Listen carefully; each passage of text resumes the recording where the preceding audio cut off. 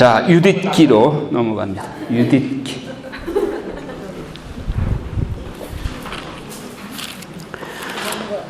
자, 유딧기를 보면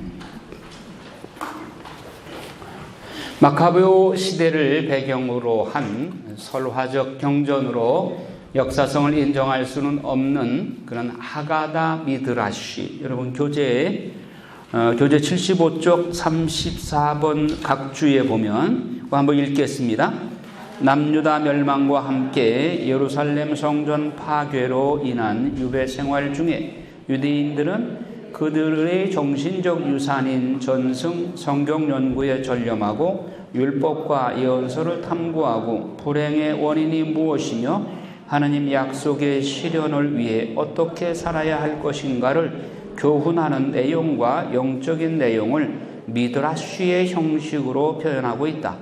미드라시에는 세 가지 종류가 있으니 할라카 미드라시 가로치고 교훈과 가르침과 학가다 미드라시 이야기 설화 형식, 또 페쉐르 미드라시 성경 해석, 또 주석, 이런 것들을 세 가지로 구분을 한다. 이들 미드라시는 실생활에 중점을 두어 실용적이고 영적인 면을 강조하고 있다.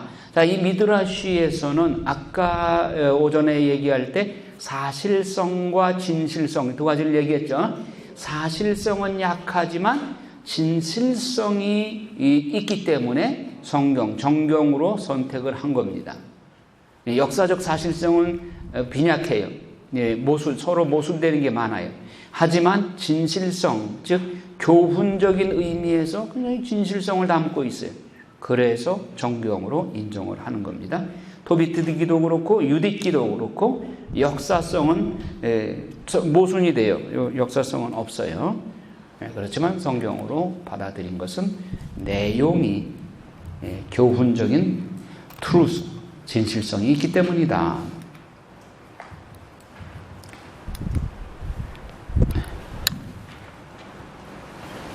자, 유배 시기의 민족적 위기 상황에서 한 과부 유딧의 용감한 신앙심에서 우러나온 구국투쟁의 용기를 찬양하는 내용이 유딧기다. 단식을 선포하고 민족적인 기도로 하느님께 호소하여 하느님의 지혜로 한낱 미천한 여자여 과부의 몸으로 적진에 용감하게 뛰어들어서 적장에 목을 베어 자루에 놓고 유유히 이스라엘 진영으로 돌아오는 유딧의 담대한 신앙적인 애국심을 찬양하는 내용으로 되어 있어요. 유딧은 제2경전 중에서 토비트 다음으로 나오는 성서로서 아시리아 군에게 포위당한 요새 베툴리아를 구해내는데 결정적인 역할을 한 여주인공 유딧의 이름을 따서 책임을 붙였다. 예루살렘과 성전을 중시하고 성전과 연관된 각종 희생 제사와 봉헌물을 강조하고 기도와 단식 등의 제사를 올리는 모습으로 보아서는 마카베오 시대에 시행되었던 바리사이즘을 연상케 한다. 또 이야기의 중심이 되는 사건이 팔레스티나에서 펼쳐지고 그것의 지리가 다른 곳의 지리보다 정확한 것을 보면 팔레스티나에 사는 바리사이가 썼을 것으로 본다.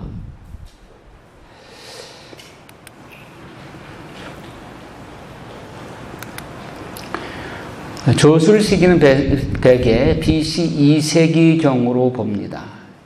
신구약 중간시대. 유딧기 안에는 헬레니즘적인 요소가 여러 곳에 언급되고 있고 화환이나 올리브로 만든 관을 쓰는가 하면 식사할 때도 비스듬히 기대서 먹고 왕을 신으로 받들어 모시면서 왕에게 예배드리게 하고 우상숭배를 강요했죠. 제도적인 측면에서도 대사제가 정치적 군사적인 권력을 쥐고 있을 뿐만 아니라 예루살렘 원로들이 다른 지역에 영향력을 행사하고 있는 것에서 마카베오 시대의 특성을 잘 반영하고 있다. 신구약 중간 시대에 썼다 그 말이에요. 그런데 사마리아와 그 지역에 대한 예루살렘의 태도가 우호적이고 사마리아 일대의 우상 숭배가 완전히 뿌리 뽑혔다고 단언되는 것을 보면 기원전 107년 그리진 산에 있는 사마리아 성전을 완전히 파괴하고 사마리아 지역을 유다의 통치권 아래에 편입시킨 요한 히르카누스 1세. 지난번에 한번 얘기한 적이 있습니다만 또 한번 얘기할 거예요. 이게 헤로데 대왕을 얘기할 텐데, 이 요한 히르카누스는 시몬의 아들이죠. 나머지 두 아들은 잔치에 갔다가 시몬과 함께 같이 죽는데 남은 아들이 요한 히르카누스예요. 요한 히르카누스가 시몬의 왕위를 이어받아서 뭐라고 선포하는 거예요? 주변국을 차례차례 복속을 시키면서 너희들이 유다교의 율법을 지킨다는 약속만 하면, 할례를 받기만 하면 유다인으로 복속시키겠다. 유다인의 말하자면 시민권을 주겠다. 그렇게 해서 에돔 지방의 사람들도 대거 유다인으로 편입을 시켜요. 그 중에 한 인물이 헤로데 대왕의 아버지 안티파텔인 거죠. 그래서 헤로데 가족이 유다의 분봉 왕으로 출세할 수 있는 길을 열어준 거예요. 요한 히르카누스 1세가. 그래서 많은 정복을 하면서 그 정복민들을 유다 민족으로 편입시켜준 장본인인 거예요. 자, 하지만 알렉산더 얀네우스 시절에 바리사이들과 사두가이들이 학살된 사건이 반영되어 있지 않은 것으로 봐 이 시기 이전에 집필되었을 것으로 본다. 그러니까 요한 히르카누스 시대 이후 얀네우스 이전에 이 유디기가 쓰여졌을 것이다, 이 말이죠. 따라서 바리사이즘이 형성되던 초기 시절에 해당되는 요한 히르카누스 시절에 집필되었을 것으로 본다. 조설 목적은 뭐냐? 강대국 사이에 끼어있는 약소국으로서 멸망하지 않고 생존해 나가기 위해서는 남다른 비상한 노력과 자기 몸을 아끼지 않는 헌신이 필요하다. 안티오코스 에피파네스의 종교 박해에 맞서서 싸운 결과로 생겨난 하스모니안 왕조에 있어서 사람들의 이러한 노력과 헌신은 그 어느 시대보다도 절실했다. 강대국 안에서 벌어진 패권 다툼을 잘 이용해서 유다 왕국의 입지를 더욱 강화시키는 한편 닥쳐온 위기를 슬기롭게 극복해야 될 시대적인 요청이 절박했던 것이다. 따라서 이방인 군대에 포위되어 함락될 날만 기다릴 수밖에 없었던 베툴리아 주민들을 구해내기 위해서 일신상의 위험을 무릅쓰고 나섰던 유딧의 이야기를 통해서 사람들에게 용기를 북돋워주기 위해서 씌워졌다. 자, 내용은 이게 이제 역사적이 없다고 하는 게 증명되는 것이 아시리아 왕이 아닌 거예요. 그 네부갓네살은 바빌론 왕이죠. 그렇죠. 아시리아 왕이 아니죠. 그건 아시리아 왕 네부갓네살 시대에 이렇게 나오는데 역사성이 안 맞는 거죠. 또 메대 왕 아르박사 사이에 전쟁이 벌어지는데 네부갓네살은 싸움에서 이기기 위해 예루살렘과 이집트를 비롯한 여러 지방에 사신을 보내 협조를 구했지만 이들 나라가 응낙해주지 않자 몹시 분노한다. 서방제국을 토벌하는 홀로페르네스. 네부카드네자르는 승전 후에 자신의 명령을 거역했던 서방제국을 토벌하기로 결심하고 홀로페르네스를 총사령관으로 임명하고 서방제국의 여러 나라를 점령하게 이르는데 이 소식을 듣고 화평을 청하는 도시에는 수비병을 배치하고 네부갓네자르만을 예배하게 한다. 그러니까 임금을 예배하도록 강요하는 것이죠. 주님의 구원을 기다리는 이스라엘. 이스라엘 사람들은 적군을 맞아 싸우기로 결심하지만 홀로페르네스가 여러 민족을 굴복시키고 신전을 파괴해버렸다는 소식을 듣고 이스라엘은 겁을 먹고 안절부절 못하게 되는 거죠. 그래서 백성들은 모두 한 마음으로 다시 포로로 끌려가는 일이 없도록 해달라고 하나님께 울부짖고 간절히 기도드립니다. 홀로페르네스가 작전 회의를 합니다. 홀로페르네스는 이스라엘 사람들이 항전 결의를 보인다는 소식을 듣고는 그들이 어떤 민족인지 알려달라고 하자, 그러자 암몬 사람들의 지휘관인 아키오르가 나서서 유대인들은 대단한 민족입니다. 이집트에서 그들을 구해내신 하느님을 믿는 민족으로 그들이 하느님께 잘못을 하지 않는 한 그들과 싸워 승리할 수 있는 민족은 아무도 없습니다. 이렇게 겁을 주는 거예요. 이 말을 들으니까 이 홀로페르네스가 기분이 나쁜 거예요. 분노한 이 지휘관들은 아키오르를 묶어서 베툴리아 지방으로 집어 던져버려요. 베툴리아 지방의 그 유다인들한테로 이 사람이 이제 던져지니까 아시리아 군은 베툴리아를 포위하고 성 안으로 들어가는 문을 차단한다. 34일 후에 저수지가 바닥이 나자 물을 차단하고 음료수가 떨어지는 거예요. 사람들은 우찌야를 비롯한 지도자들에게 몰려가서 아시리아와 화평하자고 제안한다. 이 아시리아가 아니고 네부갓네살 왕이 진짜 왕이라면 바빌론이죠.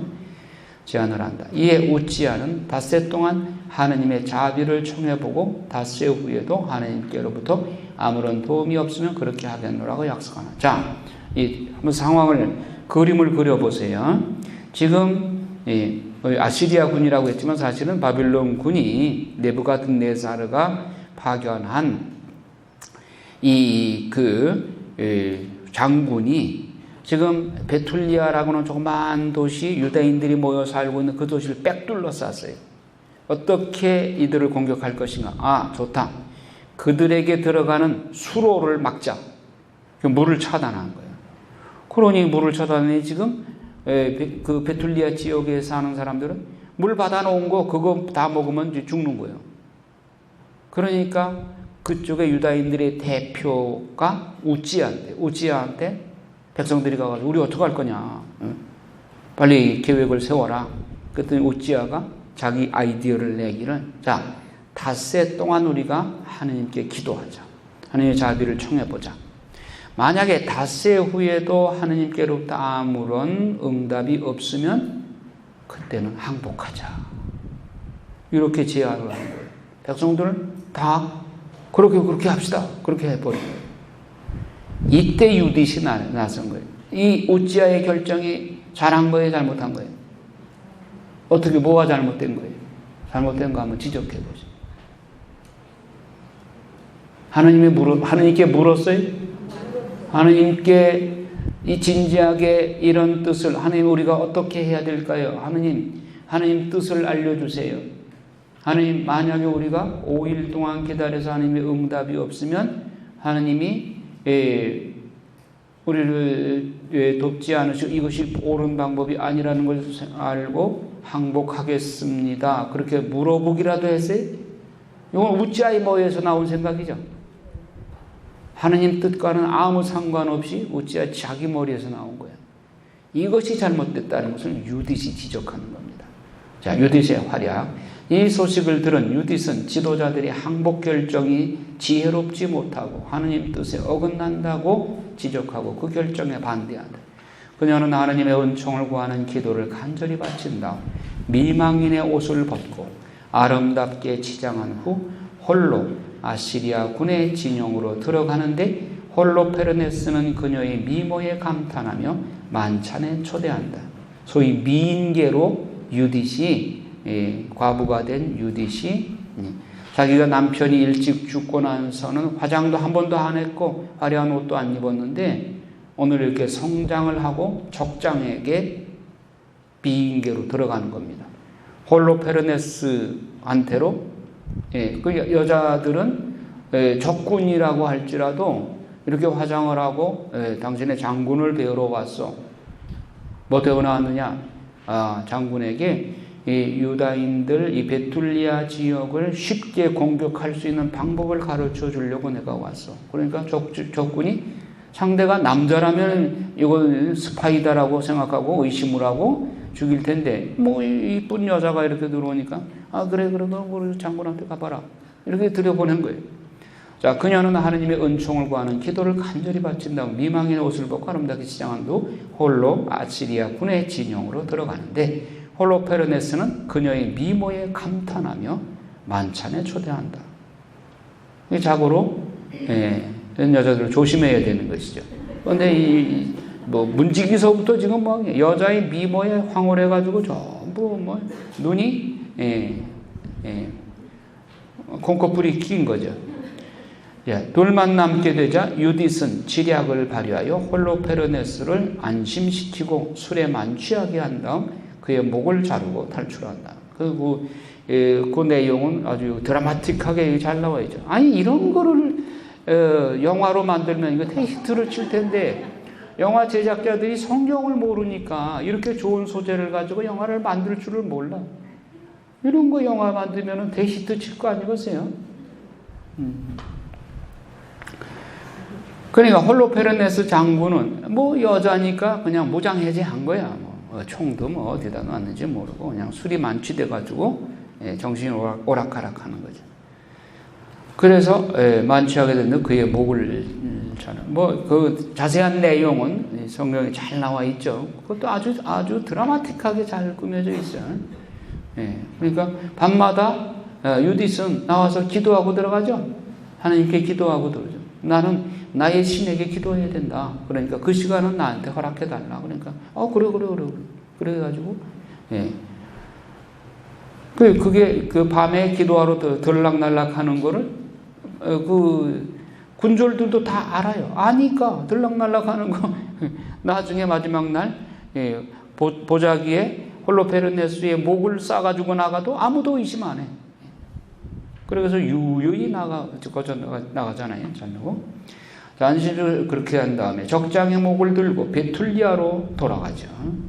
그러니까 베툴리아의 그 경계병들이 다시 돌아오는데 깜짝 놀란 거예요. 살아서 돌아오니까. 그리고 돌아오는데 보자기에서 홀로페르네스의 머리를 보고 깜짝 놀래가지고 빨리 이제 베툴리아의 유다인들 전체를 직결시킨 다음에 사실이 여차여차해서 이렇게 홀로페르네스 장군의 목을 잘라왔다. 그러니까 사기충천해지고 저쪽에서는 적군은 문이 잠겨 있으니까 아직 안 일어나셨는가 보다. 그런데 이쪽에서 막 와와 하니까 이거 이상하다. 들어가 보니까 목이 잘린 채로 시신이 나둥그러져 있잖아요. 그러니까 장군이 쓰러지게 되면 병사들은 뭐 다 그냥 혼비백산에 다 도망가는 거죠. 그래서 자신의 기도에 응답해 주신 하느님을 찬양하고 다음날 아시리아군을 공격하여 승리한다. 그러나 유디기는 역사성에 문제점이 있다. 네부카드네자르는 아시리아 왕이 아니라 바빌론 왕이다. 이 책은 페르시아 시대의 영향을 많이 받은 책이다. 하지만 유디기는 역사성은 없으나 진실성이 있다. 확두문 없으나 트루스, 진실성은 있다. 진실성의 교훈을 주는 내용으로 역사의 주인은 창조주 하느님을 강조한다. 그분에 대한 절대적인 신앙을 놓치지 않으면 어떤 공경 속에서도 하느님은 우리를 구해주시는 분임을 강조한다. 자, 성경을 보면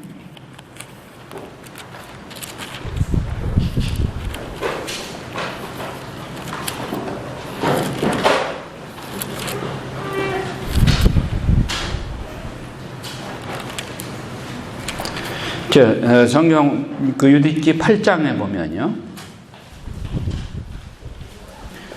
8장 9절부터 한번 읽어봅시다.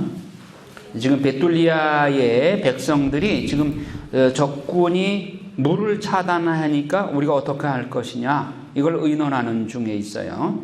9절 유딧은 백성이 물이 부족하여 용기를 잃고 수장에게 한 그 좋지 않은 말을 들었다. 그리고 우찌야가 닷새 뒤에 성읍을 아시리아인들에게 넘기겠다고 맹세하면서 백성에게 한 말도 다 들었다. 그리하여 유딧은 자기의 온 재산을 관리하는 시녀를 보내요. 성읍의 원로 우찌야와 카브리스와 가르미스를 모셔하였다. 그리고자 유딧이 말하였다. 베툴리아 주민들의 수장님들, 제 말씀을 들어보십시오. 여러분이 오늘 백성 앞에서 하신 말씀은 옳지 않습니다. 주님께서 닷새 안에 우리에게 도움을 베풀지 않으시면 이 성읍을 적군들에게 넘기시겠다고 여러분은 말씀하셨습니다. 그렇게 말씀하심으로써 여러분은 하느님과 여러분 사이에 맹세를 내거신 것입니다. 도대체 여러분이 무엇이기에 이렇게 오늘 하느님을 시험하시고 사람에 지나지 않으면서 어떻게 하느님의 자리에 서시는 것입니까?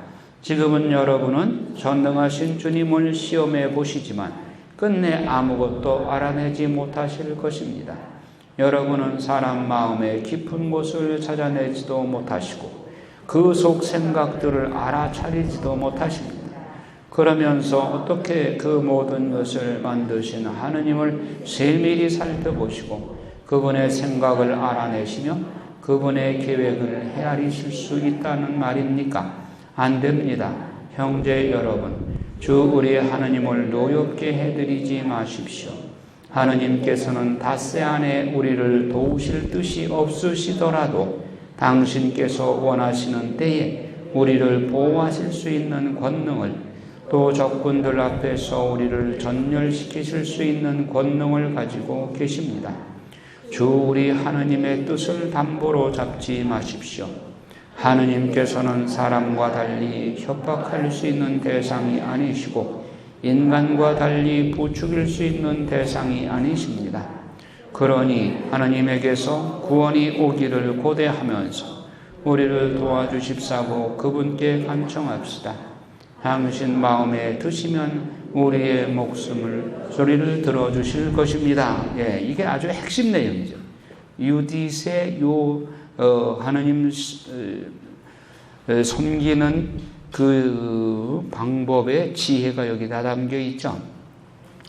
혹 여러분들 중에 꽤나 열심한 분들이 내 아들이 지금 고3인데 대학 시험에 합격하게 해주시면 이것을 드리겠습니다.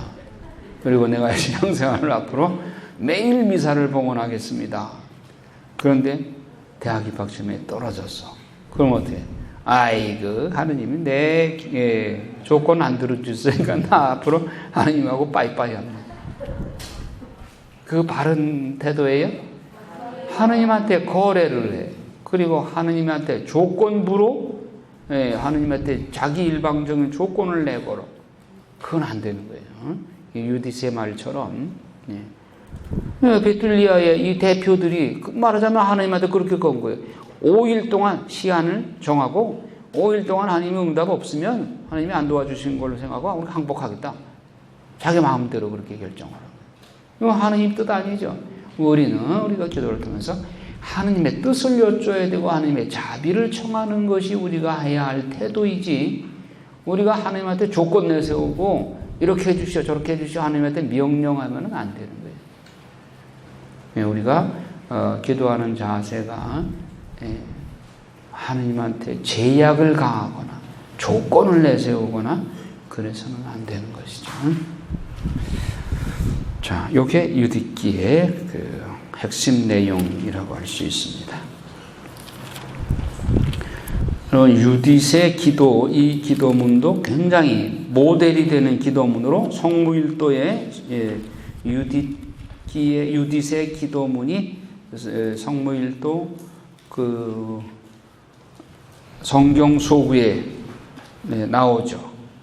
16장에 보면 유디스의 찬양가 나오죠.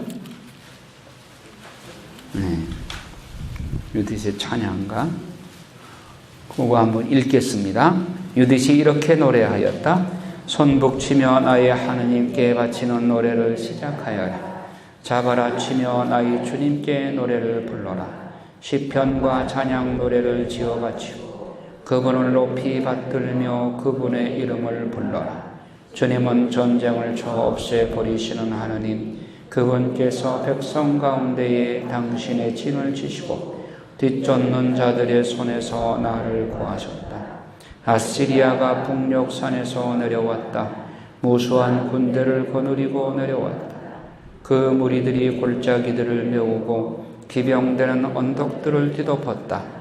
그는 내 영토를 불태우고 나의 젊은이들을 칼로 치고 나의 젖먹이들을 땅바닥에 내던지고 내 어린 것들을 노획물로 삼고 나의 처녀들을 전리품으로 삼는다고 하였다. 그러나 전능하신 주님께서는 그들을 여자의 손으로 물리치셨다. 그들의 영웅이 젊은이들 손에 쓰러진 것도 아니고 장사들이 그를 쳐 죽인 것도 아니며 키 큰 거인들이 그에게 달려든 것도 아니다. 무라리의 딸 유딧이 미모로 그를 꼼짝 못하게 만든 것이다. 유딧은 이스라엘에서 고통을 겪는 이들을 끌어올리려고 과부 옷을 벗었다. 얼굴에 향유를 바르고 머리를 띠로 동이고 아마포 옷을 입고 그를 유혹하였다. 유딧의 신발이 그의 눈을 호리고 유딧의 아름다움이 그의 넋을 사로잡았다. 그리고 칼이 그의 목을 베어버렸다.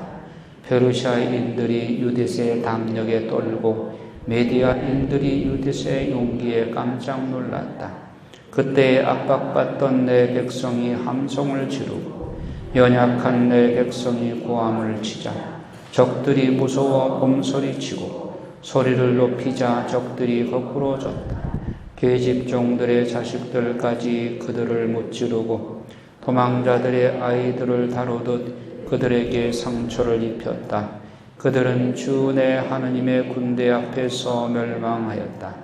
나는 내 하느님께 새로운 노래를 부르리라. 주님, 당신은 위대하시고 영광스러우신 분, 힘이 놀라우신 분, 아무도 대적할 수 없는 분이십니다. 당신께서 말씀하시자 생겨났으니 모든 조물은 당신을 섬겨야 합니다. 당신께서 영을 보내시니 그것들이 지어졌습니다. 당신의 목소리에 거역할 자 하나도 없습니다. 산들이 그 밑바닥부터 바다와 함께 뒤흔들리고 바위들이 당신 앞에서 밀초처럼 녹을 것입니다. 그러나 당신을 경외하는 이들, 그들을 당신께서는 가엾이 여기십니다. 향기로 바치는 희생제물도 모두 별것 아니고 당신께 번제물로 바치는 국기름도 모두 보잘것 없습니다. 그러나 주님을 경외하는 이는 언제나 위대합니다. 불행하여라, 내 결의를 치러 일어나는 민족들. 전능하신 주님께서 심판날에 그들에게 보복하실 것이다. 그들의 몸속으로 불과 벌레를 보내시면 그들은 고통 속에서 영원히 통곡할 것이다. 요 마지막 13절부터 그 내용이 성무일도에 들어가 있죠. 여러분, 이 유딧의 이런 찬양가, 그 성경에 많은 선진들의 하느님을 찬양하는 시들이 있죠.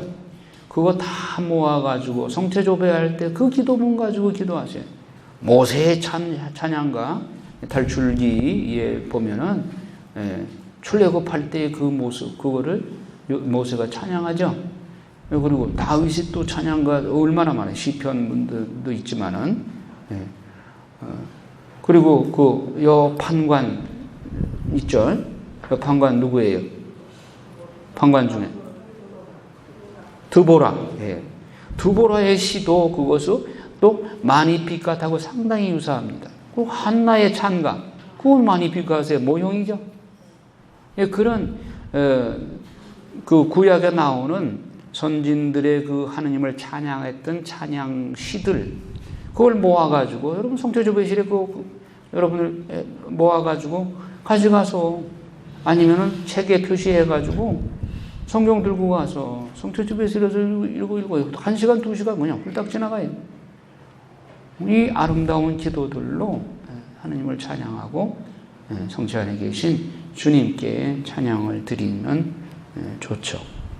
하느님은 당신의 권능을 찬양하고 영광 돌려드릴 때 당신이 능력을 드러내시고 그 기적을 일으키시는 거예요. 하느님께는 아무런 찬양도 안 드리고 이것 주셔 저것 주셔 달라고만 하면, 아니, 하나님의 권능을 인정하고 그 능력을 드러내시도록 해드려야 될 거 아니겠어요. 인격적인 하느님이죠. 여러분 옆에 사람한테 잘한다 그러면 120% 잘하죠. 그런데 잘하는 거 아무것도 칭찬도 안 하고 혹시 뭐 조금 잘못하는 거 있으면 그 나무라 붙이긴 하고 그러면 잘하고 싶어도 잘해주지 않죠. 하나님은 당신이 전능하시고 전지하시고 무한절대이신 분이시기 때문에, 그야말로 유일한 신이시기 때문에 그분의 전능을 찬양드리고 흠숭하고 감사드리고 사랑을 드릴 때 당신의 전능을 드러내시는 거예요. 예. 그러니까 16장 13절에 주님 당신은 위대하시고 영광스러우신 분, 힘이 놀라우신 분, 아무도 대적할 수 없는 분, 이렇게 얘기하시고 홀로페르네스 그 장군한테 가니까 그 목을 베일 수 있는 힘과 능력, 지혜를, 지략을 주신 거 아니에요. 자, 이렇게 해서 유디기를 마칩니다. 그러면 이제 바야흐로 신약으로 넘어가야 되는데, 여기 이제 헤로데 가문 계보 보이시나요? 예. 이거를 내가 몇 번 말씀을 드렸는데 다시 한번 기억을 회상시켜 드리고, 또 신약의 배경사를 위해서는 이거 반드시 알아야 돼요. 헤로데 가문을 알아야 돼요. 그러니까 헤로데는 사실 하느님 왕국의 방해 요소인 사탄에 가까운, 사탄의 깃발 아래 있는 영혼이긴 하지만, 그러나 이 시대가 예수님 시대에 이 헤로데 가문하고 같이 섞여 있는, 엮여 있는 구원사이기 때문에 헤로데 가문을 알아야 돼요. 헤로데 대왕의 할아버지가 안티파스예요. 안티파스. 아버지가 안티파텔. 그 다음에 헤로데 대왕인데, 이 혈통이 그 권력에 아부하는 데는 천재예요, 천재. 그러니까 이 사람들이 로마에 막 로마가 일어날 시기에, 이제 헬라 제국이 기울어가고 로마가 일어날 시기에 이 안티파텔이 로마에 가서 로마의 시저, 율리우스 시저, 안토니우스, 옥타비아누스 이런 사람들하고 아주 친해져요. 그래가지고 뭐 팔레스티나 지역을 로마에서 알 리가 없는데 이 사람들이 와서 팔레스티나 지역을 선전을 해 주어가지고 팔레스티나에 대해서 로마에서 관심을 갖게 돼요. 그러던 차에 로마 대제국의 식량을 이집트 팔레스티나 지역에서 곡물을 지중해 배를 통해서 이렇게 실어 나르는데, 뭐 다 해적지는 그 식민지에서 싼 값으로 거둬들인 거죠. 그렇게 해서 지중해로 실어 나르는데 해적들한테 공격을 당해가지고 막 빈털터리로 오고 그랬어요. 그래서 로마에서 야, 이거 안 되겠다. 폼페이우스라고 하는 장군을 파견해서 네가 알아서 지중해의 전권을 너한테 줄 테니까 해적들을 다 소탕을 해라. 그래서 폼페이우스가 지중해의 그 해적들을 소탕하고 시리아 지역에 머물고 있을 때에 이 팔레스티나 지역에 아주 이 혼란한 정치 상황이 전개가 되고, 끝내는 여기 힐카누스 헤로데 2세하고 어디 갔어? 아리스토블루스 2세 두 사람이 서로 정치적인 그 라이벌 관계로서 폼페이우스한테 가서 자기 편이 되어달라고 그렇게 가서 요청을 한 거예요. 그러니까 폼페이우스가 안 그래도 팔레스티나 지역이 궁금했는데 정치적으로 개입할 건덕지가 생긴 거예요. 그래서 폼페이우스가 BC 63년에 팔레스티나 지역에 로마가 본격적으로 개입하기 시작을 한 거예요. 그렇게 역사가 되는데, 자, 헤로데 대왕의 아버지가 안티파텔인데, 안티파텔이 배다른 아들 파사엘과 헤로데 대왕 둘을 낳았어요. 근데 파사엘이, 뭐 이 역사는 아주 복잡한데 전에 한번 얘기를 했습니다만은, 파사엘이 정치적으로 이제 그 유다인들과 또 주변의 파르티아하고 뭐 아주 복잡한 문제로 엇갈리게 될 때에 헤로데가 대헤롯이 로마로 도망을 가요. 이 파사엘이 중간에 전사를 하든가 아니면 자살을 하든가 그래요. 그렇게 될 때 우리 집안이 지금 수세에 몰렸다. 그러니까 살기 위해서는 로마로 튀자 해서 로마로 가서 그 사이에 로마에는 안토니우스, 시저, 폼페이우스, 옥타비아누스 이런 사람하고 친해져요. 그런데 헤로데가 나중에 이제 돌아왔어요. 자기가 정치적으로 유리한 입장이 되니까 돌아와가지고는 이제 로마 원로원으로부터 이 팔레스티나의 그 왕으로, 분봉왕으로, 로마의 속국이니까 로마의 분봉왕으로 정식으로 왕의 명함을 갖고 돌아오게 돼. 그래서 나는 헤로데 대왕이다. 로마로부터 정식 임명을 받은 왕이다. 그래서 헤로데 대왕이라고 자기 자신을 지칭했어요. 그리고 돌아와서는 자기는 이 집안이 혈통이 어디에? 에돔족이죠. 에돔족, 에사오의 후손. 그러니까 유다의 정통 그 야곱의 후손이 아니라 에사오의 후손, 에돔족이에요. 그러니까 그 혈통상의 컴플렉스가 있어요. 그러니까 유다인들로부터 멸시를 받고 있는 거예요.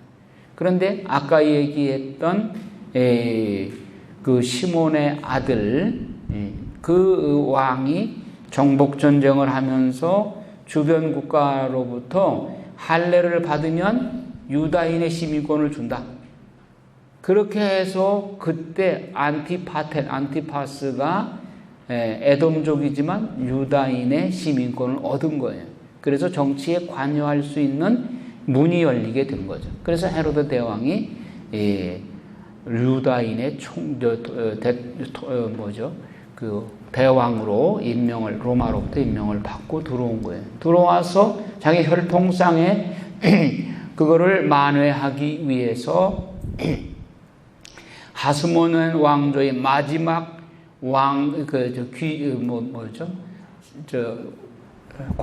마지막 공주인 마리암네하고 결혼을 해요. 여기 빠졌는데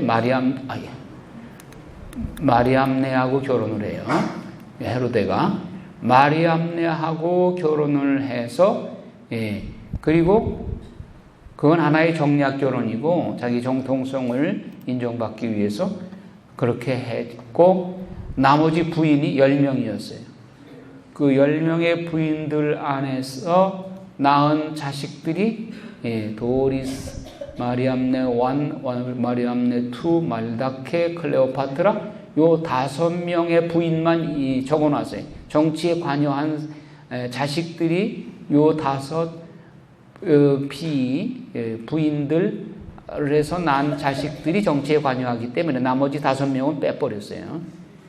자, 도리스라고 하는 부인한테서 안티파텔이 나오고 마리암네 1, 마리암네 첫 번째 그 부인 하스모니안 왕조의 그 혈통 마지막 공주 거기서 알렉산더와 아리스토블루스가 나오고 마리암네 2 이름만 같은 거죠.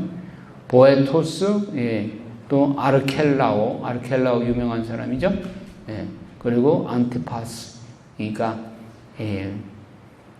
그 예루살렘 지역을 담당했던 나중에 이제 헤로데가 죽고 자기 아들들한테 땅을 나눠주잖아요. 4등분을 해서 말다케의 아들 그 다음에 클레오파트라 이렇게 있고 그 다음에 이제 그 아리스토블루스의 아들이 헤로데 2, 헤로데 아그리파 1, 헤로디아 이렇게 있는데 헤로데 아그리파는 여러분 기억나는 게 사도행전에 기억나죠? 누구? 시몬 베드로와 장야고보를 감옥에 가두고 장야고보를 AD 44년에 죽인 왕이 헤로데 아그리파 왕 1세죠. 그런데 이 헤로디아는 여러분 잘 아시죠? 처음에 보에토스하고 결혼했다가 헤로데 안티파스가 왕이 되니까 헤로데 안티파스한테로 시집을 또 가죠. 그런데 요 보에토스하고 헤로디아 사이에서 난 딸이 살로메인 거죠. 춤추던 그 여자 살로메. 근데 이 헤로데 안티파스하고 헤로디아가 결혼한 것이 이것이 부당하다고 동생의 부인을 가로채는 건 옳지 않습니다라고 주장하던 사람이 누구예요? 세례자 요한. 그래서 세례자 요한이 이것이 자기 귀에 걸리니까 헤로디아가 어떻게 하면 저 세례자 요한을 죽일까 하다가 마침 헤로데 안티파스가 자기 생일 잔치를 벌였는데 술이 거너하게 들어가는 살로메가 춤을 추니까 너무 기분이 좋아. 야, 너가 뭘 원하느냐? 나라의 반쪽이라도 주겠다. 그러니까 헤로데가 기회는 요때다. 세례자 요한의 목을 주시오. 꼼짝없이 묶인 거죠. 자기가 사실 헤로데 안티파스는 세례자 요한을 두려워했어요. 양심도 좀 뜨끔하고. 그런데 약속을 했으니 어떻게? 약속은 지켜야지. 사나이 장부가. 근데 그런 약속은 안 지켜도 되는데 이 사람은 또 술김에 약속을 지켜야 된다 해가지고 일구 남아 중천 일구 뭐 남아 이런 중천금 해가지고 그래가지고 만용을 부려가 세례자 요한 목을 베죠. 그 사건이 연루된 사람이 헤로데 안티파스와 헤로디아. 그 다음에 이제 헤로데 아그리파스 1세가 낳은 자식들이 베르니게하고 드루실라하고 헤로데 아그리파스 2세예요. 이 헤로데 아그리파스 2세는 또 어디 나올까요? 같은 사도행전에 나오는데 사도 바울하고 관계되죠. 헤로데 아그리파스 2세 앞에서 자기 변론을 하죠. 여기 사도 바울호가. 그런데 이 사람이 어떻게 죽어요? 창자가 썩어서 죽죠. 영광을 하나님께 돌리지 않고 자기가 영광을 차지하다가. 자, 그리고 이 헤로데 아그리파스 2세가 베르니게 이 자기 여동생하고 또 가까이 지내요. 그리고 헤로데 아그리파스 돌아다닐 때 항상 베르니게를 대동하고 돌아다녀. 그래서 국민들한테 인상이 안 좋았죠. 굉장히 백성들이 그때 말들이 많았죠. 왜냐하면 유대인들은 혈통을 중요시하고 윤리적인 걸 중요시하기 때문에. 드루실라, 펠릭스, 이거 다 사도행전에 나오는 인물들이죠. 자, 이거는 뭐 여러 한 번뿐만 아니라 두 번, 세 번, 10번씩 외우다 보면 저절로 외워져요. 그때까지 여러분들은 절대로 마음 부담 느끼지 마세요. 그 다음에 이제 하스몬 왕조의 가교도 이거는 전에 봤습니다. 그냥 넘어갑니다. 자, 헤롯 왕가, 줄서기에 능한 자, 권력의 줄타기에 귀재, 혈통을 지닌 사람이 헤로데 왕가. 대헤롯의 아버지 안티파텔, 그리고 그 할아버지는 안티파스. 하스몬 왕조와 헤롯 왕가의 연결고리. 에돔을 정복한 요한 힐카누스 1세는 정복 정쟁을 하다 보니까 그 넓은 정복민들한테 유대인의 율법을 지키고 할례를 받으면 유대인으로 복속시켜 주겠다. 그래서 안티파터 헤롯의 아버지가 할례를 받고 유대 세계에 들어왔어요. 알렉산더 얀네우스의 아내 알렉산드라가 아들 둘 중에 힐카누스 2세와 제사장 2세에게 제사장직을 맡기고 아리스토블루스 2세는 정치적인 야심이 많았어요. 그는 정치를 맡겨서 왕권을 장악했다. 그런데 안티파터가 가만 보니까 힐카누스 2세는 자기 손아귀에 놓고 요리를 할 수가 있는데 아리스토블루스 2세는 자기가 오히려 이용당할 것 같아요. 그러니까 아리스토블루스 2세를 배척을 하고 힐카누스 2세 쪽으로 붙어요. 그리고 폼페이우스가 침입했을 때 아까 다 얘기했습니다. 지중해 지역 해적 출몰이 되고 그래서 로마로부터 곡물 수송을 방해하는 해적들을 소탕하는 권한을 폼페이우스한테 맡겼는데 그래서 시리아까지 점령을 했는데 힐카누스 2세와 아리스토블루스 2세가 서로 폼페이우스한테 러브콜을 보낸 거죠. 불타사절단을 보내서 폼페이우스에 지원을 해달라고. 폼페이우스는 내용을 모르니까 두고 보자 해놓고 그런데 여기에 그 안티파터가 잽싸게 가서 폼페이우스한테 로비를 해가지고 힐카누스 쪽을 선택하도록 작전을 짠 거죠.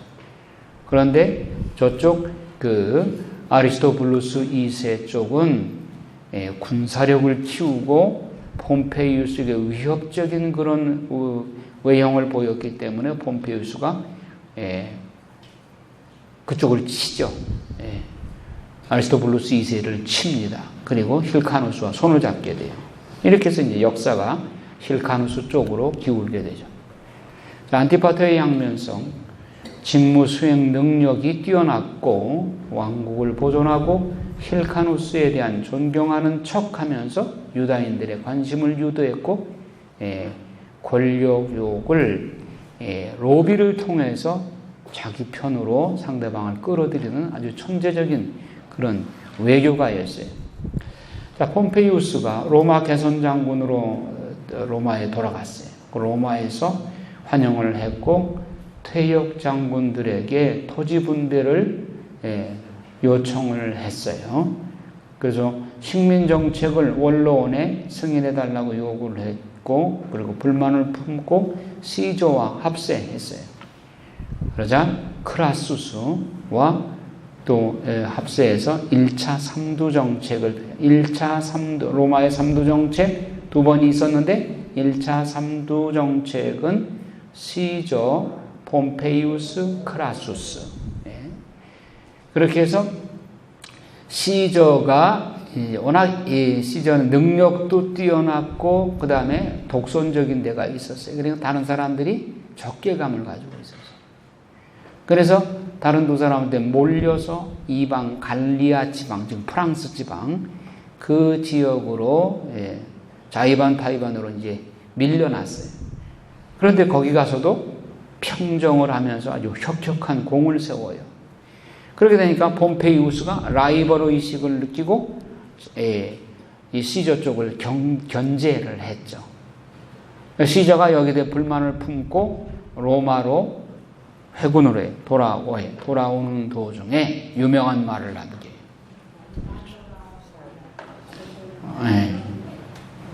시저가 한 말은 3마디밖에 안 되는데 3마디가 다 명언이야.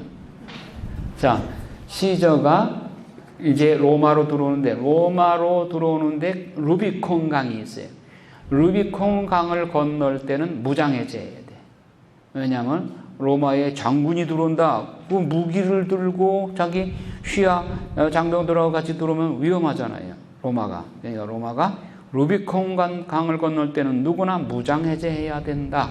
그래서 시저가 로마에 들어가면 자기는 틀림없이 잡혀 죽을 것 같아. 그러니까 거기서 망설이다가 결심을 하기를 주사위는 던져졌다 하고 무장을 하고 한 채로 로마로 들어갑니다. 로마로 들어가서 원래원을 장악하고 무장으로 무기로 그리고 독재 정치를 해요. 독재 정치를 하다가 크라수스한테 누구한테 맞아 죽죠? 브루투스한테 칼에 맞아 죽는데 죽기 전에 브루투스한테 뭐라고 말해? 브루투스 너 맞아.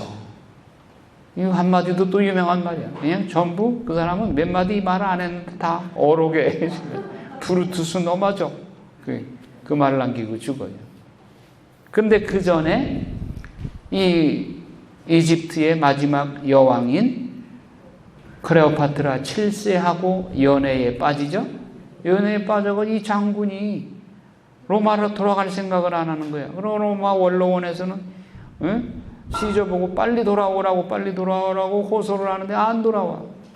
마지못해서 이제 하도 독촉을 하니까 돌아가는데 가면서 시리아 지역을 정복을 하는데 이건 뭐 가는 곳마다 다 정복이야. 그러니까 또 거기서 한마디를 남겨요. 뭐라고? 왔노라, 보았노라, 이겼노라. 그 말을 하고 시리아를 딱 거쳐가면서 로마 영지로 만들어 놓고 로마로 들어가는 거예요. 그러니까 뭐 시저는 몇 마디 안 했는데 그 몇 마디가 다 어록에 다 기록되어 있어요. 워낙 사람이 똑똑하니까 너무 적이 많아. 자, 근데 안티파터는 폼페이우스를 돕다가 시조로 옮겨가고 로마의 환심을 사서 원로원의 신임을 얻고 갈릴리 지역 통치권을 수여받고 안티고누스, 아리토블루스 2세의 아들 안티고누스가 정권을 잡고 있을 때에 안티파터의 아들 헤롯이 로마로 도망을 갑니다. 그러니까 안티파터의 아들 헤롯이 자기가 불리해졌을 때 그나 남아있으면 죽을 것 같으니까 로마로 도망가요. 로마 도망가서 거기서 또 원로원의 유력한 인사들과 또 사귀어요. 브루투스와 대항한 안토니우스가 옥타비아누스 시저의 양아들과 손잡고 헤롯을 유다인 분봉왕으로 임명을 하고, 그래서 헤롯이 로마를 등에 업고 유대로 돌아와서 안티고누스 아리스토블루스 2세의 아들과 대결해서 헤롯이 승리하고 로마에 사주하여 안티고누스를 죽여달라고 요청. 그래서 BC 37년에 헤롯이 로마로부터 유대인의 왕으로 정식 임명을 받고 등극을 하게 됩니다. 이렇게 해서 대헤롯이 유다인의 왕으로 등극하게 되는 역사가 이렇게 일어나게 되는 겁니다.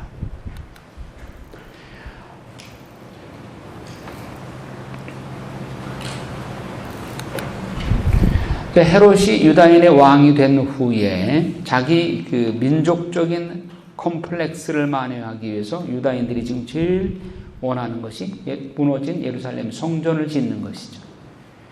그 성전을 멋지게 솔로몬 성전과 같이 멋진 성전을 짓기 위해서 헤롯은 대건축가예요. 설계에서도 대설계가이고 건축 왕이에요. 건축광이에요. 아주 전문가 이상이에요. 그래서 자기가 설계한 성전을 짓기 시작을 하는데 BC 20년부터 공사를 시작합니다. 그런데 완공된 것이 AD 63년, 83년 걸려서 완공하게 돼요. 그런데 헤롯이 언제 죽느냐? BC 4년에 죽어요. 그러니까 역사책에 분명하게 나오는 것은 헤롯이 죽은 해, BC 4년. 이건 확실한 거예요. 그런데 예수님은 언제 탄생했느냐? 몇 년이? 언제 탄생했어요? 예수님. 헤롯이 BC 4년에 죽었다면 헤롯이 적어도 죽기 전에 예수님 탄생한 후 2년 정도 됐으니까 2살 이하짜리를 죽이라고 했겠죠. 그렇죠? 그러면 헤롯이 죽은 해가 BC 4년인데 적어도 그 2년 전에는 예수님이 탄생했을 게 아닌가. 그럼 몇 년이에요? BC 6년. 예수님의 탄생 연도를 BC 6년이라고 보통 봅니다. 그리고 왜 AD, 안노 도미니, 예수님의 탄생 횟수를 기원으로 삼는 것이 AD와 BC인데 왜 이렇게 시간 차이가 나느냐? 달력 계산을 그때 잘못한 거예요. 그 산술 계산하는 사람이 그 당시에 잘못 계산을 한 거죠. 윤리우술력, 달력을 계산하는 사람이 착오를 일으켰다. 그겁니다. 자, 그래서 그 헤롯 대성전의 규모가 어떻게 되나요? 기초가 45m, 길이가 100큐빗. 100큐빗 암마 같은 단위입니다. 암마, 1암마는 몇 cm? 50cm, 0.5m. 그럼 100큐빗이면 50m. 길이가, 그 다음에 높이가 120큐빗, 60m. 기간은 몇 년 걸리냐? 요한복음 2장 19절 성전 정화 때 이 성전을 짓는데 46년 걸려서 지었는데 3일 만에 다시 짓는다고 했던 그 얘기. 46년 건축을 시작한 지 46년 됐다면 AD 몇 년인 거예요? 이 얘기를 하는 때가 26년. BC 20년에 건축을 시작했다고 그랬죠? 산술 공부하니까 너무 골치 아파 하시는 거예요. BC 20년에 시작해서 46년 되시니까 AD 26년에 예수님이 예루살렘 성전에 가서 성전 정화한 거죠. 자, 마태복음 24장 1절에 너무 엄청나게 웅장한 성전을 제자들이 예수님께 자랑하고자 하나 예수님은 이 성전의 돌 하나도 첨놓이지 않고 무너져 내리리라 하는 예언을 했죠. 그 당시까지만 해도 이미 성전이 많이 지어져 있었던 거예요. 46년 걸렸으니까 그래서 반 이상 지어진 거예요. 그 모습이 너무 웅장해서 제자들이 예수님 앞에 이렇게 웅장한 성전을 감탄을 하고 있으니까 예수님이 돌 하나도 첨놓이지 않고 무너져 내릴 것이다. 그런데 왜 이게 완공된 게 AD 63년에 완공됐죠. 그리고 AD 70년에 성전이 무너지죠. 티투스 장군에 의해서 7년 만에 무너졌죠. 얼마나 허망해. 83년 걸려서 지은 대작인 그 성전이 무너졌으니 얼마나 허무해. 이걸 영적인 입장에서 볼 때 헤롯이 하느님 앞에 기도하고 지었어요? 아니면 지 마음대로 지었어요? 예. 그러니까 예루살렘 성전이야. 다윗도 하느님한테 여쭈어봤을 때 너는 피를 많이 흘렸기 때문에 너는 안 돼. 내 아들이 내 성전을 지을 거야. 그랬듯이 하느님의 허락 없이는 성전 마음대로 못 지는 거예요. 더군다나 예루살렘 성전은.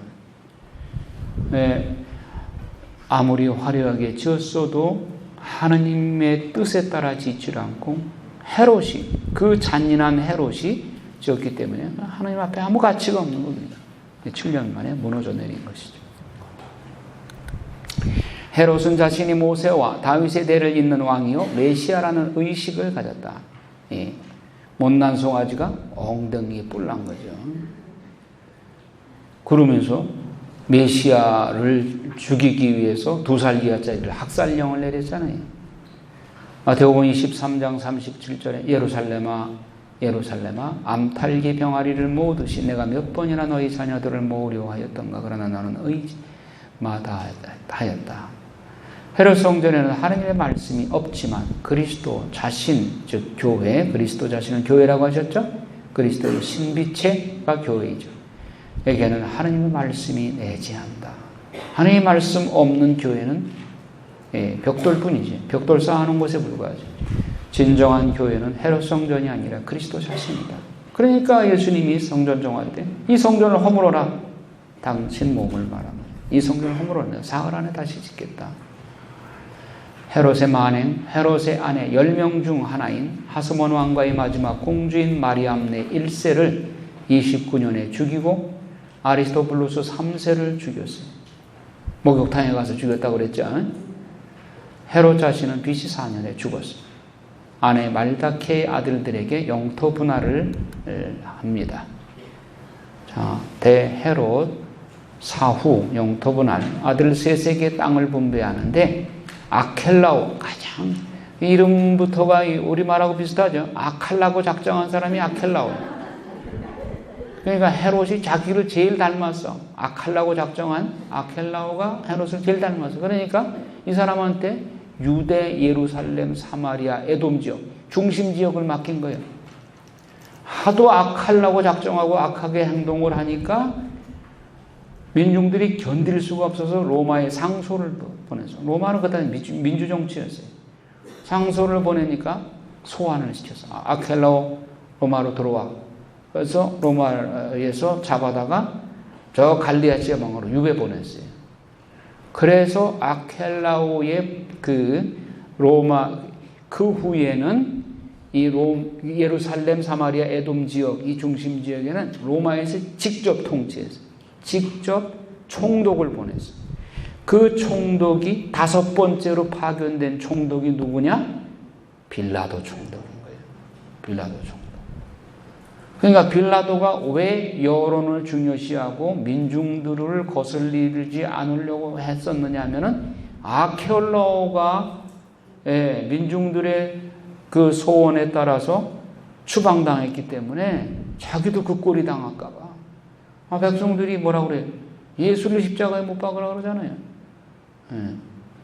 오히려 강도를 놓아주고 바라바를 놓아주고 예수를 십자가에 못 박으라고 그러는데, 그런데 빌라도가 볼 때는 예수님은 죄가 없어.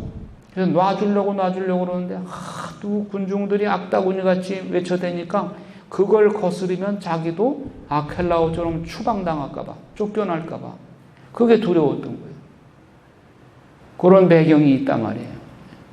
그러니까 초대 총독이었던 아켈라오가 쫓겨갔기 때문에 5대 총독으로 온 빌라도도 군중들의 뜻을 거슬리지 않으려고 애를 썼단 말이에요. 네, 헤로데 안티파스에게는 갈릴리와 베레아 지역을 담당하게 했다. 그러니까 안티파스는 아까 누구라고 했어요? 헤로데 안티파스? 누구하고 관계 있어요? 세례자 요한. 세례자 요한의 목을 친 사람이죠. 그 다음에 헤로데 필리포는 어느 지역? 갈릴리아 북동부 지역. 필리포의 가이사리아에 예수님 갔었죠. 이제부터는 좀 신경을 써서 이제 필리포 가이사리아, 괜히 필리포가 아닌 거예요. 이 필리포 이름을 딴 거예요. 거기에 신도시를 세운 거예요, 필리포가. 그리고 티베리아 호수, 갈릴레아 호수를 티베리아 호수라고 그렇다고 부르죠. 그 티베리아는 누구예요? 아우구스투스 황제의 양아들이요. 그 사람이 2대 황제가 된 거예요. 티베리아. 그 티베리아에 한테 아부하려고 이 필리포가 갈릴레아 호수 이름을 티베리아 호수라고 이름을 붙여준 거예요. 황제 이름을 따서. 그 이름 하나도 그냥 아무렇게나 생긴 게 아니다 하는 거를 아시고, 이제부터는 좀 정신 차려서 잘 들으셔야 해요. 그놈이라고 생각하지 마시고. 자, 마태복음 2장 19절에서 22절 보면 아켈라오 나오죠? 아켈라오 작정한 사람. 근데 눈이 번쩍 띄어야 돼, 이제는. 폭군이란 말이에요. 그래서 쫓겨간 사람. 로마에 탄원서를 내서 로마에서 쫓아보낸 사람. 말다케의 아들이란 말이에요. 여기에 유다, 사마리아, 이두메아 지역을 빌라도 총독이 통치했다. 나중에 루카복음 13장 32절에 그 여우에게 말하여, 그 여우는 누굴까요? 헤롯 안티파스, 세례자 요한 죽인 사람. 필립 1세의 아내와 이혼한 헤로디아를 데리고 살았던 사람, 그것이 잘못됐다고 질책을 하는 세례자 요한을 죽인 사람. 자, 아켈로아가 또 나오죠. 마태복음 2장 22절에 아켈로아가 붙인 헤롯을 이어서 유대의 임금이 됨을 듣고 거기로 가기를 무서워해요. 누가? 요셉과 마리아가 이집트에서 헤로데가 BC 4년에 죽었다는 소식을 듣고 고향으로 돌아가려고 그러는데, 처음에는 베들레헴으로 다시 돌아가려고 그랬어요. 그런데 베들레헴에 누가 통치를 하고 있느냐? 아켈로. 아이고, 아켈라고 작정한 사람이 그 통치하니까, 아이고, 거기 안 가요. 그래서 나자렛에서 가신 거예요. 성경에 나오는 거예요, 이거. 거기로 가기를 무서워하여. 그래서 베들레헴으로 안 가고 나자렛으로 갔다. 유다와 예루살렘과 사마리아와 에돔 지역을 분할받은 사람이 아켈라오다. 학정에 못 이겨 폭동이 일어났고 아켈라오 그 지역에 로마가 개입해서 아켈라오를 로마로 소환해서 프랑스로 추방했다. 유대 예루살렘만 분봉왕이 다스리지 않고 로마가 지경했다. 그래서 총독을 파견했는데 그 다음 총독이 코포니쿠스, 그 다음에 마르쿠스 얌니블루스, 그 다음에 아니우스 루푸스, 그 다음에 발레리우스 그라투스. 그 사람들은 몰라도 본티우스 빌라도스는 알아야 되죠. 그렇죠? 이게 다섯 번째 총독으로 파견된 사람이 본시오 빌라도다. 예수님 당시의 총독. 그 다음이 펠리스 총독. 어디 나올까요? 사도행전에 나오죠. 페스투스 총독 역시 사도행전에 나와요. 바오로 사도와 관계 있습니다. 펠리스 총독, 페스투스 총독. 자, 헤롯 필리포, 갈릴리 북쪽 이방인들이 사는 곳을 다스렸고, 데카폴리스 지역, 데카, 열이라는 말이에요. 폴리스, 도시, 적은 도시 10개를 합쳐서 데카폴리스 지역이라는 거예요. 가이사리아 필립보 도시를 세웠다. 가이사리아, 카이사르, 황제라는 말이에요. 예. 그러니까 필립보는 자기 이름을 따서 헤롯 안티파스, 대헤롯의 아들로서 대헤롯의 아들 분봉왕으로서 동생 필립보의 아내 헤로디아와 결혼해서 세례자 요한이 살해한 인물이다. 자꾸 나오죠. 예. 그래서 교활한 여우 같다 해서 예수님께서 그 여우에게 가서 말하라 이렇게 말하죠. 예수님 고향 갈릴리와 베레아 지역을 다스렸다. 그리고 예수님하고 관계가 깊죠. 이 헤롯 안티파스하고 예수님 공생의 3년 중 헤롯 왕은 안티파스였다. 헤롯의 아그리파스 1세, 아까 말한 걸 지금 복습하는 겁니다. 대헤롯의 아내 마리암네 1세가 낳은 아리토블루스의 아들 아그리파 1세는 장야고보 사도를 죽이고 베드로를 옥에 가두었어요. 그런데 나중에 벌레가 창자를 파먹어 죽었어요. 로마 클라우디아 황제를 도왔고 황제의 도움을 받았다. 아그리파 2세는 1세의 아들로서 사도 바울은 성전에서 체포되어 그 앞에서 간증을 했죠. 로마 제국과 교회 역사. 옥타비아누스가 황제로 등극하여 BC 29년 개선 장군으로 로마에 입성을 하게 됩니다. 옥타비아누스는 시저의 양아들입니다. 시저의 조카이며 양아들로서 그는 야심을 서서히 펼쳐가며 자기 사람을 만들어간다. 시저가 이루지 못한 꿈을 이루는 시저는 아주 성격이 급했어요. 머리가 비상했고 탁월한 능력을 가지고 굉장히 성격이 급했어. 그러니까 적이 많았어요. 그런데 옥타비아누스는 어떠냐?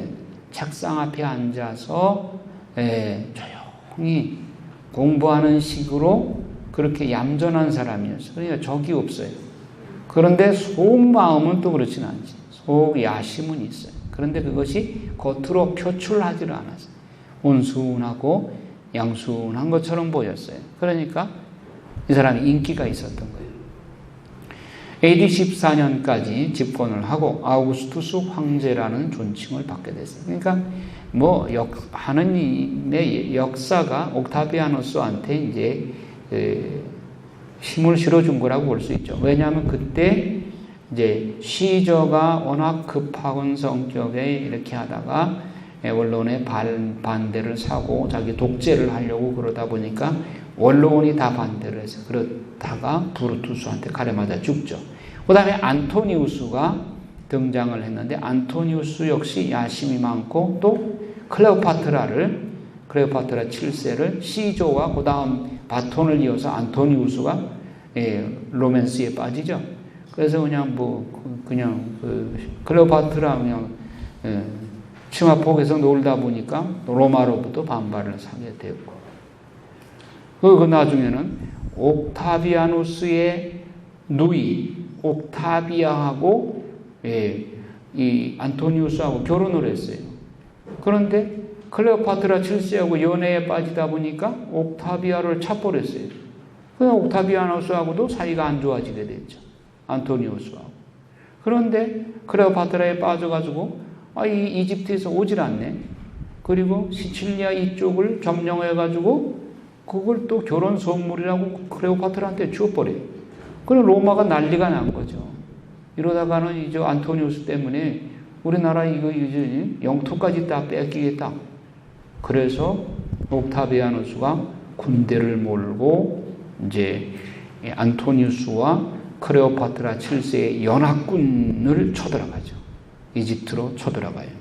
쳐들어가서 전쟁에 옥타비아누스 로마 군대가 유리해지니까 안토니우스가 자살하고 그 다음에 클레오파트라가 독사에 물려서 죽고 둘 다 자살해버리죠. 그래서 옥타비아누스가 승리하고 원로원에 들어가서 아우구스투스라고 하는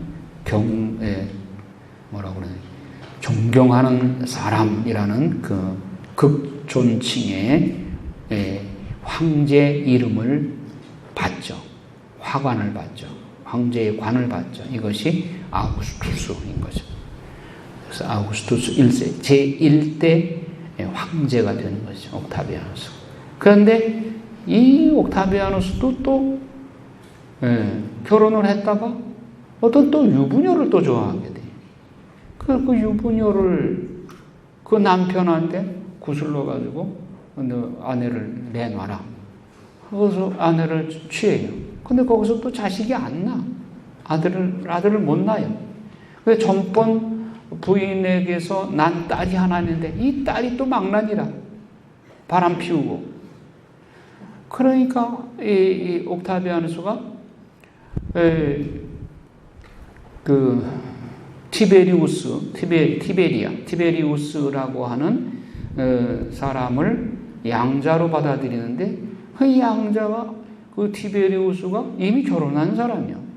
그런데 그 부인을 또 쫓아보내고 자기 아까 딸이 있었죠.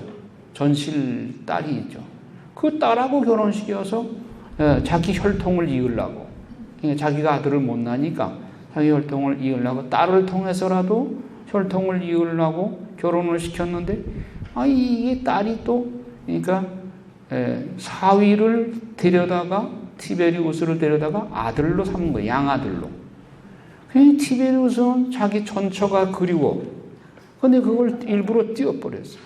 그리고 옥타비아누스의 자기의 전실 딸하고 결혼을 시키는데 이 딸도 또 천방지축이라 마음에 안 들어. 티베리우스는 항상 우울한 거예요.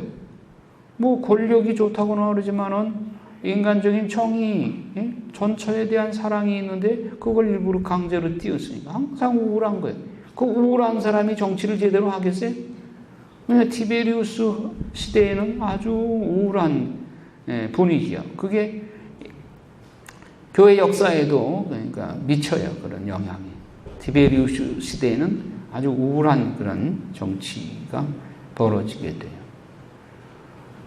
그래서 옥타비아누스도 자식이 없고 티베리우스도 또 자식이 없고 그러니까 또 그 다음에 또 뭐 양아들 뭐 이런 게 나오다가 그 다음에 네로 황제가 또 양아들로도 들어오는 거예요. 그러니까 로마 제국이 처음부터 이게 뭐 무슨 가정생활 황제의 가정생활부터가 엉망진창이 돼버린 거예요. 그 역사는 또 뒤에 또 나와요. 기대하시라. AD 14년까지 집권을 하고 아우구스투스 황제라고 존칭을 불렀고 서서히 황제 숭배 의식이 싹트게 된다. 자, 황제 숭배 의식이 달력에도 반영이 되는데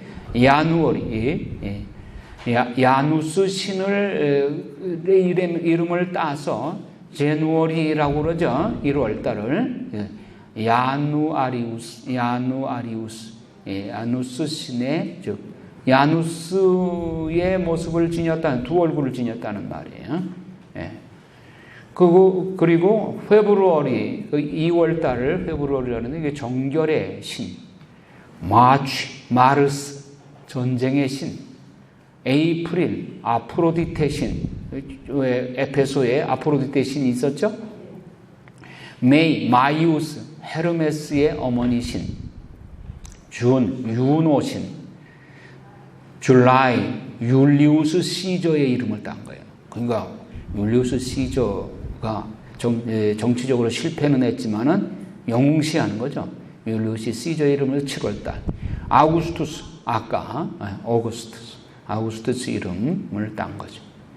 그리고 September 이건 이제 그런데 이 줄라이 오거스트는 두 개가 끼어 들어간 거예요. 원래는 이게 7번째가 September예요. 셉투아진타, 셉투스 하면 7이라는 말이에요. 근데 이게 9월달로 밀려서 왜? 줄라이하고 오거스트가 중간에 끼어 들어갔기 때문에 7번째가 9월달로 밀린 거예요. 옥타보, 8일이라는 뜻인데 이게 10월달로 밀린 거예요. 옥토버가 10월달이죠. 노벰버 9이라는 숫자인데 원래 11월달로 밀렸어요. 두 칸씩 밀린 거예요. 데츬버는 열이라는 뜻인데 12월달로 밀린 거예요. 루카복음 2장 1절에 아우구스투스 황제 때 호적 등록을 명령하여 예수님의 부모님도 고향 베들레헴으로 호적 등록하러 갔다. 거기서 외양간에서 탄생한 이가 예수님이 탄생한 우주의 중심이 되고 역사의 주인공이 되신다.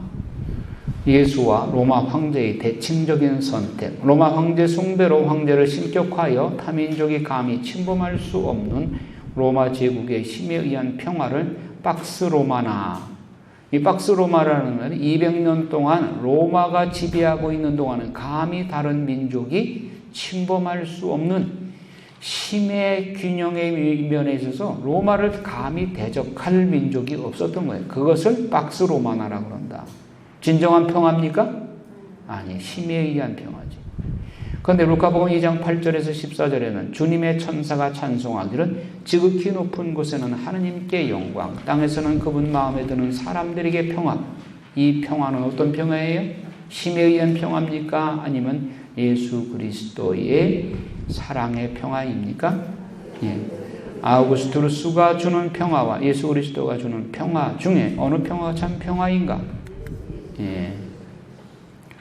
요한복음 11장 47절에서 50절에 보면 가야파 대사제는 온 민족이 멸망하는 것보다 한 사람이 백성을 위하여 죽는 것이 여러분에게 더 낫다는 사실을 여러분은 헤아리지 못하고 있어? 하고 말했습니다. 로마가 주는 평화는 남을 희생시켜 힘으로 얻는 평화이고 자기는 죽지 않으려고 하고 내가 살기 위해 남을 죽이는 힘의 논리로 얻어낸 박스 로마나는 진정한 평화가 아니죠. 그러나 예수님이 주는 평화는 한 사람이 모든 사람을 대신해서 죽는 것이요 자기 자신이 죽음으로써 남을 살리는 평화, 이게 그리스도의 평화다. 신구약 중간사의 결론, 하나님은 세계 역사의 흐름 중에 비록 이방 민족들의 역사 안에서도 복음 전파를 위한 방법을 준비하신다. 바빌론 시대에는 유대인들이 바빌론에 끌려가 포로 생활을 하는 중이었지만 그들 가운데 네부카드네살의 입을 통해서 참신은 야훼 하나님밖에 없음을 고백하게 했고 유대인들로 하여금 하나님만이 진정으로 살아계시는 능력의 하나님이심을 깨닫게 하셨다.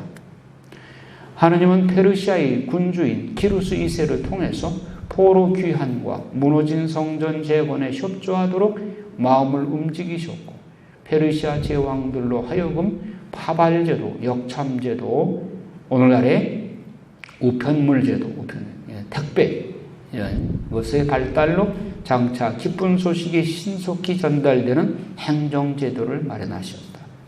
에즈라와 느헤미야를 통해서 역대기 사관에 의해 이스라엘 백성들로 하여금 새 출발을 하도록 이끄신다.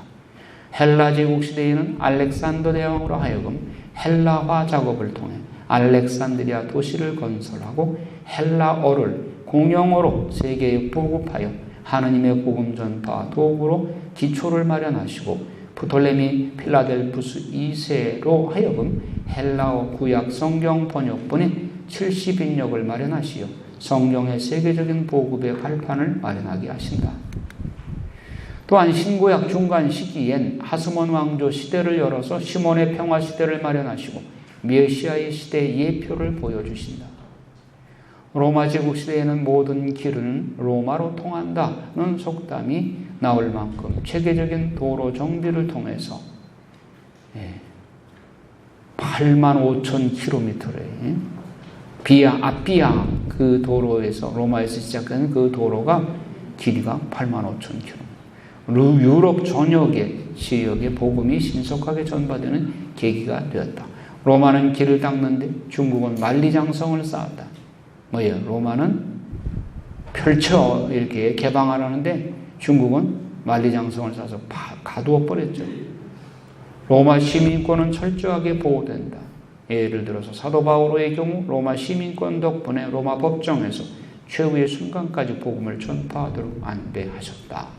이것이 하느님이 비록 이방인들의 손에 넘어간 팔레스티나 지역이라 할지라도 그 속에서도 하느님은 역사하셨다. 복음 전파의 길을 준비를 시키셨다. 로마가 만들어 놓은 길과 법이 하느님을 위해 쓰임을 받았다. 이와 같이 페르시아의 파발제도, 할라 제국을 통한 언어의 세계와 로마의 도로제도 완비가 후대의 복음 전파의 발판이었음을 깨닫게 된다. 하나님은 때를 기다리시며 세계 역사의 중요 인물들을 통해서 그들 등 뒤에서 일하신다.